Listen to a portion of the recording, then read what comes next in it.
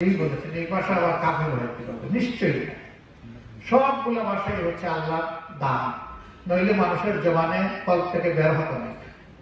আল্লাহ বের করে দেন জবান দিয়ে ভাষা, যে ভাষায় মানুষ যেটা আন্ডারস্ট্যান্ড করে বুঝে সেই ভাষায় যদি আমরা সোজা সপ্তা আমাদের বয়ানগুলা পেশ করি, ওটাই হবে হৃদয় কাহিনী।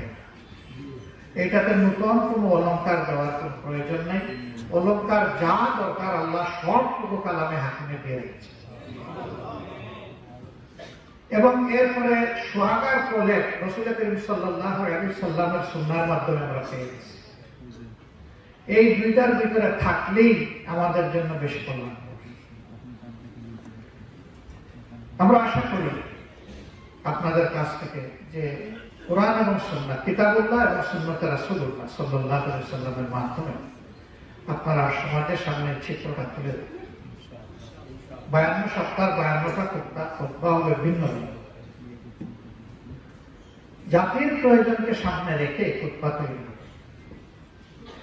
মসজিদ মিশনকে আমরা অনুরোধ করব যে সমন্বয়ের এই জায়গায় যেন তারা দায়িত্ব পাবে।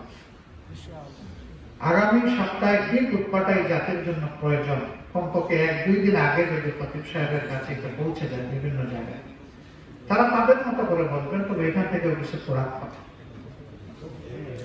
বহু এইটাই তারা বলতেও পারে, আবার এর অংশ বিশেষ নিয়ে আরো কিছু প্রয়োজনকে সামনে রেখেও তারা কথা। কিন্তু এখানে একটা গাইডলাইন আছে, এমন হলে তো আমাদের মর্যাদা বাড়বে, তাই না?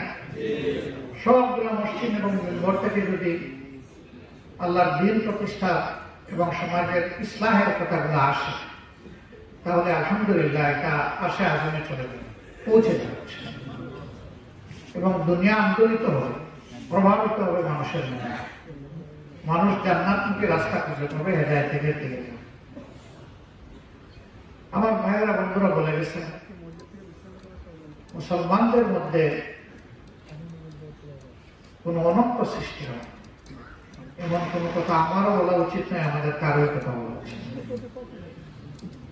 তবে এটাও কোন কোন ভাই সতর্ক করে দিয়েছে